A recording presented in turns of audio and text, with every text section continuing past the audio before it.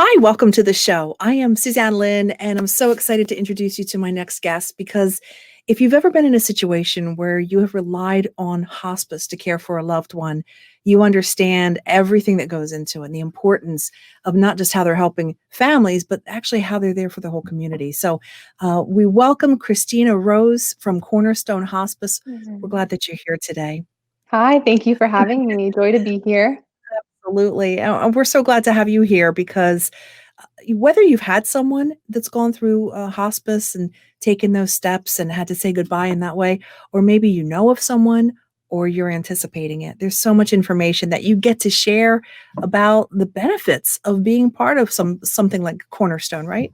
Absolutely, yeah. And I mean, you probably know this too from experience. Hospice is not something people want to talk about. They shy away from it. They do everything possible. If I'm in the room, they turn and go the other direction because it Mm, really is uncomfortable for a lot of people.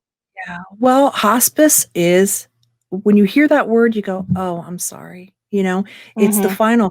However, some of the things that I was not understanding correctly is hospice doesn't always mean it's the last final days, right? Exactly. Well, Exactly. No, it we're gonna doesn't. jump let's jump into that in just a few minutes. First of all, I want to find out about your background and what do you do at Cornerstone? Okay, so I am a community liaison with Cornerstone, which means that I work in the community doing the community relations and education on what is hospice and what makes Cornerstone unique. And basically, with that, I get to work with the 55 plus developments, the chambers, the home health agencies, a little bit of everyone. I even do help out in the facilities to really spread that education of when to utilize hospice and how to use it and what are the benefits that Mm. come with it. So, That is so tremendous. And people are reaching out to you in need, or they also reaching out as a community saying, we don't have an immediate need, but what do we need to know? yeah, absolutely. I get a little bit of both, and that's what I like, and that's what I say is it's better to prepare ahead of time to have the information ahead of time because honestly, you never know who's going to need it. If you're going to meet anyone in the grocery store or anything, because even before I started, I didn't have the information and I didn't know this stuff myself. Mm, mm. Can we first just talk about the stigma of the word hospice and how scary that is? Yeah, absolutely. I mean, as soon as people hear the word hospice, they shut down because they see it exactly like you said. That's end of life. That could be, oh, they have days, minutes, whatever. Right. And it's really that's not it. And the one thing we like to share is there is hope with hospice. That's not necessarily giving up. It's an extra layer or cushion of support where you get a whole team to help both you and your family really improve the quality of life when you don't necessarily have the quantity of life. Oh, wow. So what kind of things can you help with quality of life? Yeah, absolutely. So with hospice and Cornerstone in particular, we have an interdisciplinary team. So you have a whole team that can help you. And we almost call it like a menu of services where people can choose. They have a chaplain, a social worker, a nurse, a CNA, a dietitian if needed. They can also get therapies if needed. It just all has to be under palliative care or comfort care. So it's when someone decides, okay, we don't want to aggressively try to treat something, we want to aggressively get comfort for it. Hmm.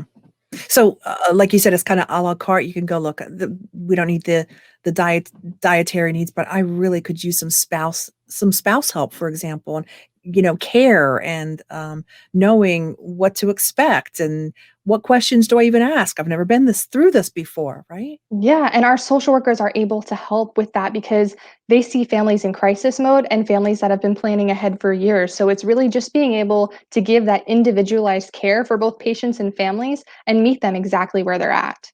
Mm. Christina, I think that you've talked about a few books that you refer to for, families to be able to, talk through it, understand Yes. maybe, like I said, it's the first time you've never been through it. How do they know? What kind of books do you recommend? Yeah, the number one book we actually recommend and I work with in the community is by Dr. Atul Gawande, and it's called Being Mortal. And it discusses essentially how doctors are not really taught to talk about end of life and hospice because they are taught to treat things, to get Okay. people in and out. And it's really there's sometimes Mm. people don't know how to have those conversations. Doctors will avoid them, family members will avoid them. And that's something we say to say, no, we can talk about it. We can talk about planning and your wishes and quality of your life and open up that dialogue. What are some of the things they talk about in the book? Yeah, so in the book, he actually starts by talking about his personal experience when he was in medical school. and how they really didn't talk much about the dying process or anything like that in general. And then he found himself when he was shadowing in a predicament where they knew someone had cancer. They were not going to make it, but they kind of just avoided it at all Oh, that costs. kinda And they makes it kept even going for worse. treatment. Oh Yes. my gosh, it's awful. Yeah, and so it's just getting to that comfortable place, 'cause and he says it, doctors and people in general, they often take it as defeat, like, "Oh, I wasn't able to do it," and that's Wow. why to me, it's really you have to be vulnerable and authentic to have that conversation and say, "Okay, no, this isn't a failure on my part, this is life, and this is just the natural course, and there's things that we can do about it." You know, death is a crazy thing for families. My personal experience is just yesterday was my mom's 34th anniversary of meeting Jesus Wow. and going to heaven. And it seems like in some ways yesterday, literally, in some ways a whole lifetime ago.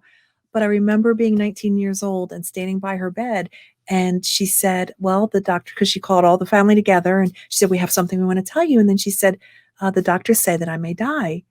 And my Mhm. reaction was I laughed. I'm like, "Oh, you're not gonna die.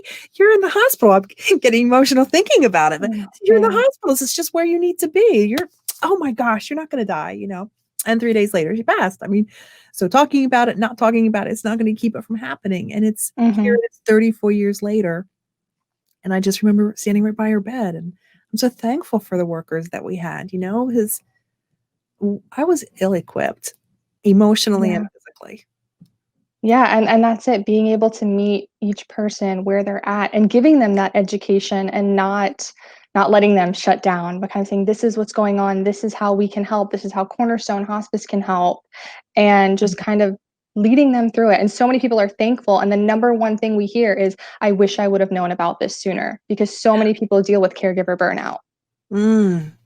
It is hard to be taking Yes. care of someone, and then, you know, ultimately, from my experience, I see that the person who's been spending years caretaking has their health has deteriorated, and it's not where it could have been Yeah. if they had asked just ask for help, you know, it's Yeah. there. It's there for cooking meals, right? It's there for cleaning the house, it's not just for helping the person who's sick, is that right?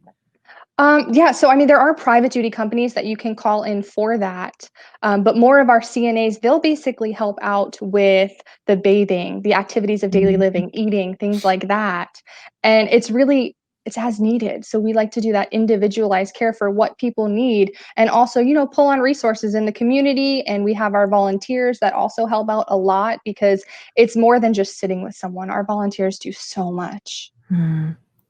I think being honest with a family and having people that can just have that conversation, that really hard conversation, um, maybe short term, it's painful, but long term, you know what to expect. Like, I did not realize that she was gonna pass, you know, and Yeah, if someone had just been really honest a long time before that we got to that point, I would have understood the process. But it's really a process, and that's what hospice is also there to do, and to, I volunteered a little bit for hospice, and some of the greatest joys was just being able to put lotion on people's hands and rub their feet yes, and talk to them, and, it really taught me about meeting people where they're at, having conversations about the 1930s and talking about their yeah, children, because a lot of times long-term memory is still there, right? yeah.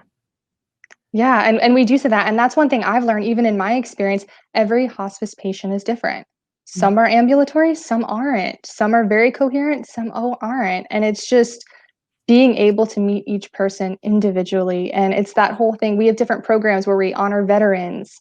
We have a pet peace of mind program. And with each of those programs, we're getting to a person's individuality, what makes them them, and what's important to them. mm.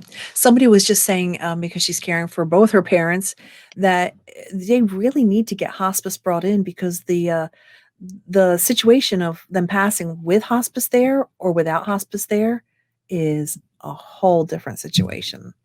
Yeah, and Uh, not only with that, there is a statistic out there that people will live on average 29 more days on hospice is that care right? because they're having that extra support and extra help. Wow. Wow. Absolutely, and the quality is so much better for those 29 days. Christine, I want to jump into planned conversations. Do you have an actual protocol of what you suggest for people when they're, you know, when they're experiencing this and these conversations, are they for the patient and or the families? Yeah, so it's honestly for both. And another resource that I'll mention is we have interactive books. It's by Aging with Dignity. They were written back at the times of Mother Teresa. She's the one who helped develop it. But there's a book called Five Wishes. And it's in that, it's a living will, kind of like a complementary with that, where you can sit down with your loved ones and go over what you consider life support treatment, what you would want to happen to you if you were nonverbal, and just those things that really make you you that are important that people might not know about. So that's a number one thing we use to get people to open the door to start talking about those kind of decisions. You did an amazing video on Five Wishes. Can you expound on that just a little bit for me? Yeah, so I personally love the book. I've done it with my family members because it's not just a will of, okay, this is life support. I want CPR, I don't, anything like that. It really looks at a person holistically. It looks at the emotional, the spiritual, everything like that. And it takes a person for who they are. And that's a person with a life and a story. So there's five Mm. basic parts. They call it five wishes. And the first one is who you want to be your healthcare surrogate, and explains a little bit about what is a healthcare surrogate. And it's cool because it lets you decide how much power you want them to have and what you want them to be able to do and the decisions that you'd want them to be able to make. So it lets you go ahead and put that. And I did mention these books are legal as well. So that's good. So they are legal, document binding. Wow. Yeah. So the second one goes more into what you consider life support and in what circumstances you would want it. And the number one thing I like about the book is it's completely customizable. You don't have to write it in really formal lawyer type terms. You can put it in Mm. everyday language of this is what I want, this is what I Right. don't want under this circumstance. And it really lets you go even deeper because wish three is your wishes for how you want to be cared for. So everyone has their individual quirks. For me, I always like chapstick on my lips. So that's something if Wow. I couldn't talk and if I was in a Wow. predicament, I would need the Sure. people taking care of me to know something like that. Yes. So yeah, and the Wow. fourth goes into notifying people. So if people attend a church or their community, let's say a lot of people, especially here in Florida, their family members may be out of state. So if Mhm. your family member comes in and they're looking at your book and you say, "Oh, contact my church," they'll know, "Okay, mom put these names down. These are the people I need to contact." And Right. it gives people more of a clear, secure view. God forbid when things happen that they're prepared and they're ready. Yeah. And what's the fifth wish? Yeah, so the fifth goes into the legacy that you wanna leave. So that's actually one of the coolest, and it goes more into what you want to happen after you do pass and the things that are important to you, and it's kinda cool because a lot of it has statements, and you can either X them out or circle them or anything like that, and one of them, to me, it's so cool. It says, "I want my loved ones to know that I forgive them, and I want them to forgive each other," and, there's so many family rivalries, things going on, and sometimes it's just Mm. powerful to read that Make and me be like, cry again. "What?" I know, like, "Oh, mom filled this out, and this is Oh, how she feels," and yeah. it's just so important to have these talks with family members. And that's something that I can offer is handing out those books and doing those kind of conversations. Wow. What's the cost of Five Wishes? So we give them out for free. So that's a cool thing Wow. about them, but you can Wow. find them online for $5 with Aging with Dignity. So important. I think about those final conversations and even if, they seem to be not responding and everything from what I understand, I mean, hearing is about the last thing to go, right? So it's okay to sit by the side of your loved one and talk and Yeah. not feel like it's going up into the air and not making a difference. Absolutely, and some people, they forget that, and they're like, "Oh, what am I to do?" Or, that's the time family members will argue, and we're like, "No, no, no, like, this is Right. this is this is the countdown, like, this is what's Right. important." Oh, And man. again, everyone has their different preferences, and in the book, you can even say, "I want loved ones to be near me when I pass," like, "I want people around me all the time," or some people who don't really like people by them can state, "I only want my wife with me," or just different things like that that we think, "Oh, this could be the person's last couple days, we wanna get the whole family in," and that might not be what they want at the end of the day. Mm.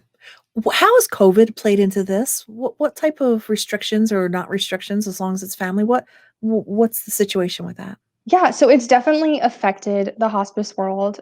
We have all of our COVID positive response teams were tested. We still have everything running as usual. But we have seen a lot of people who don't wanna go to the hospital. They don't want people coming in and out of their house, so it's now more than ever that they could be utilizing hospice because we do go to their homes. I mean, a lot of people, it's a misconception, they think hospice is only a hospice house, and that's not the truth. Hospice houses are pretty much the ICU of hospice, so we see Okay. them as the emergency, to get the symptom management under control. But we meet people at their home wherever they call home. So we've still been Mm. able to do that, which is incredible.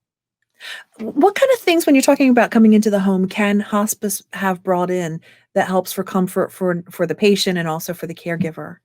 Yeah, so with Cornerstone Hospice, no one ever pays anything out of pocket at home. So What? we take Medicare, Medicaid, Oh, tracking, anything like that. But we also, because we're a nonprofit, we have a foundation which takes over. So no one would ever pay anything out of pocket. And that is something I hear in the community is hospice is too expensive. I can't do that. I don't want that. And I'm like, no, this is a free resource. And we even have free community resources for people who aren't on services. So there's just it's so much more. It's almost a ministry that people don't know about or take advantage of because they're scared of it. yeah. The hospice, I don't even want to pick up the phone and call because I'm going to jinx myself. The person's going to die as soon as I pick up the phone and call hospice. But really, from what you're saying, I mean, there's a good chance that you're extending their life. You're certainly bringing comfort to them and to the caregiver. Where does Cornerstone service? Yeah, so we service 7 counties. I believe that to be true. We started in Lake and Sumter. We started in 1984. So we are Lake, Sumter, Orange, Osceola, Polk, Hardy, and Highlands. And we recently also expanded to Georgia. So we are in No Marietta, kidding. Georgia. So let me get this straight. The services are free. I mean, things like having a bed brought in, that would be additional costs and stuff, No, but that's all free. So medication is free. Any of the equipment is free. Anything needed is covered under their Medicare hospice benefit. So oh my that's what gets you goodness. that IDT team. That's what gets you your medicine, your oxygen if you need it, the bed, anything like that. Hospice can cover that. And people don't know any of this. No, I'm blown away. So I mean, is this is a nonprofit, I'm assuming? Yeah, so Cornerstone is a nonprofit. So that's one Okay. thing I share too. Every single hospice is different. And because we are a nonprofit, we do some really cool things. One of them we call is our gold standard. So that is paid for by our foundation. And with the gold standard, any one of our staff members, so even me or a nurse, anyone, if we see a need for one of our patients, it could be someone's birthday and we just want to buy them a cake, or it can be right before a hurricane and we want to get a generator or supplies. We have free money. We don't have to tell anyone. We can just go and do that, and our foundation pays for it. So there's some Wow. cool things we've been able to do. One of them is we had a patient who loved boating. And she was getting older, she was on our service, but we knew that was important to her. So one of my coworkers and the team that she works with, they all planned an afternoon and they got this lady on a boat. And that was a gold standard that we were able to do. We've also gotten Tim Tebow on the phone for people. So it's kind Wow. of cool things that we can do to say, how can we make your day better? What is most important to you right now? I mean, this is an organization that I feel like I want to be a part of somehow. I mean, as far as volunteering, what does it take to volunteer for something like this? Like you guys are really special. This is Yeah, you're yeah. blowing my mind. Yeah. Yeah, so I love volunteering. Obviously, it's changed a little bit right now with COVID, but the Mhm. way I explain our volunteering is if you have a passion or a hobby, we usually have a spot for it.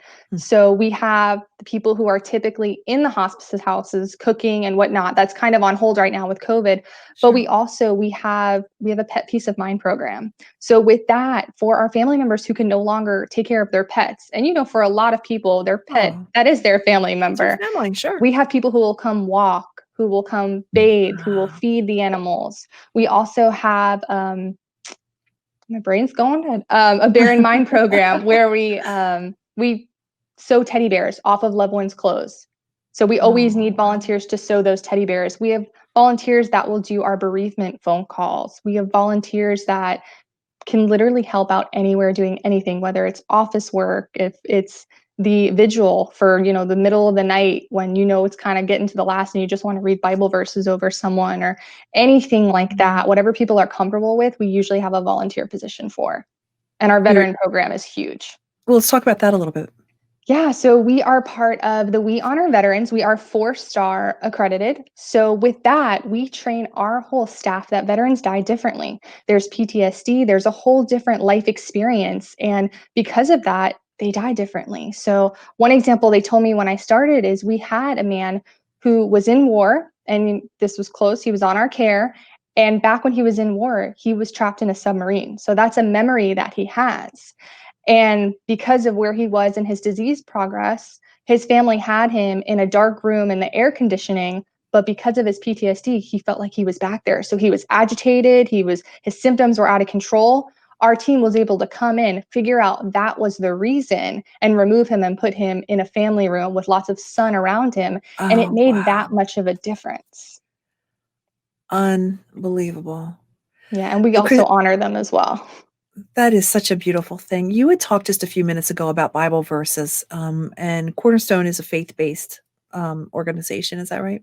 Yeah, so we originally started, but basically, so our chaplains and anyone in our team, we meet people where they're at. So it's any denomination. Mm, So our chaplains may be Christian, they may be Jewish, they may be anything, but we meet mm, people exactly where they are with what's comfortable, and we don't force our views upon them.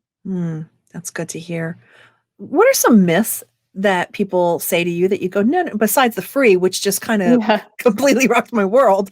I mean, what are a couple other things that people you know, misinformation that you go, I don't know where you heard that, but that's not the case with Cornerstone. Yeah, no, I mean, definitely is, oh, hospice is for last days, that's for last weeks. And that's simply not the truth.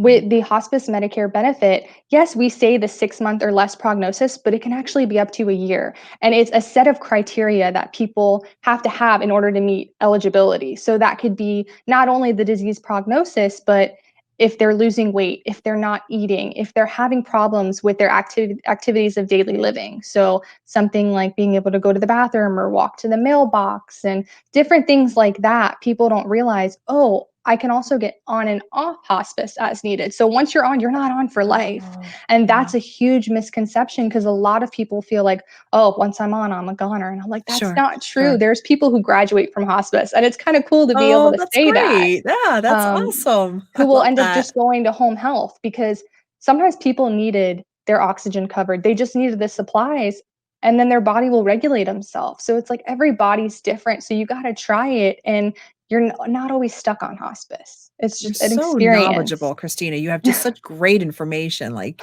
you're just dropping like mics, like boom, So what's the Yeah. difference between people who have like nursing come in to help with people that are really sick?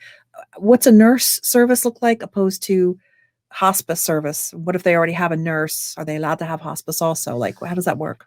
Okay, yeah. So there's different types of nursing out there. There is private duty and then there's home health. So a private duty one is kind of more like a homemaker service. Those are the ones that will clean, they'll do your laundry, they'll help with showering, things like that. We work hand in hand with a lot of those. So some people who have hospice will also pay for that separately on the side as an Mhm. extra level of care. But a home health, people would kind of transition from a home health to a hospice when they're at risk to going to the hospital or they have gone to the hospital in and out and they're seeing, okay, they're not really being treated anymore. They don't see any kind of improvement because in order for home health to be people to be on it, they have to be having an improvement. They has to be a guideline that they're trying to get to. So with hospice, it's kind of like, okay, I'm tired of having all these therapies if they're just not helping. I just want to focus on the quality of my life. That's kind of Mm. when they would call hospice and S- Cornerstone. So if you have a nurse coming in helping with bathing and everything, is it possible that hospice could take over some of those duties so that the nurse could focus more on what hospice isn't able to do or something like that? Like Yeah, yeah. what's So we work hand in hand basically. So sometimes people will pay because a lot of the caregivers, especially because I do a lot with Alzheimer's organizations and talking to different caregivers, they have people come in 24/7, but we're also able to help those when we come in. So we're kind of like that extra layer to what they already have going because most of the time they'll already have a private duty in there. wow. I am just blown away by what you're saying. Seriously, that I've learned so much about Cornerstone, and how can we get a hold of you? And are you the person that would be the one that needs to be contacted if somebody has questions? Yeah, I mean, people can always get a hold of me, and we have our main referral line where you can get any liaison in your area. So if it's one of the areas we cover, we have different sets of liaisons, some in the hospital, some in the facilities, and some in the community, like myself. And we do presentations like those five wishes or the Being Mortal. There's a documentary that goes along with it, and we will do panel discussions. Well, we'll bring in a team to kind of talk about having that conversation and kind of do a question and answer. But we also have so many other presentations and different things that we can do to further equip people with information for when the time comes. So would it be like maybe a 55 plus community that would bring you in, or who would be Yes. reaching out to you? So I do the 55 plus communities. I've spoken for churches before, support groups of all types, the chamber, networking groups, anyone that just wants that information, basically. I have learned so much. I want to really just encourage you one more time, just give us the website and how people can get a hold of you. Yeah, so it's cornerstonehospice.org. And then our number is 1-866-742-6655. That's our main line. Okay. And you could always ask for me. My name's Kristina Rose Grasso in full. And you could also ask for your local liaison and someone will be able to help you out. And support groups, just as we start to sign off, what are your thoughts? How can you direct people for that? Yeah, so because of COVID and even before COVID, we have tons of support groups. So basically, and this is a cool thing we offer too, we have free community bereavement, whether someone's been on our service or not. And so people can call just if they're really having trouble. I lost my husband recently, or even 10 years ago. If you're having trouble, Cornerstone Hospice wants to be your community resource, and I want to be your community resource. So we have virtual support groups right now. We've had first responder support groups, and we have a huge children's bereavement program as well. Kristina That's Rose, thank you so much for what you're doing yes. with Cornerstone Hospice. I'm so grateful for the information and a lot to learn. Yeah, cornerstonehospice.com. Is that what you said? .org. .org. Yes. .org. All right, we got that. Nonprofit. .org. Kristina Rose, thank you so much. Have a great day, and Thank thanks for you. sharing with us. Thank you. You as well. I appreciate it. Thanks for watching the show. We hope that you enjoyed it. Having digital marketing for your product or organization is so crucial these days. People are ditching traditional advertising like print and broadcast commercials and turning to relationship marketing platforms like YouTube and podcasts that people can consume on demand on their time. Let's talk about how we can build your digital library with segments just like this.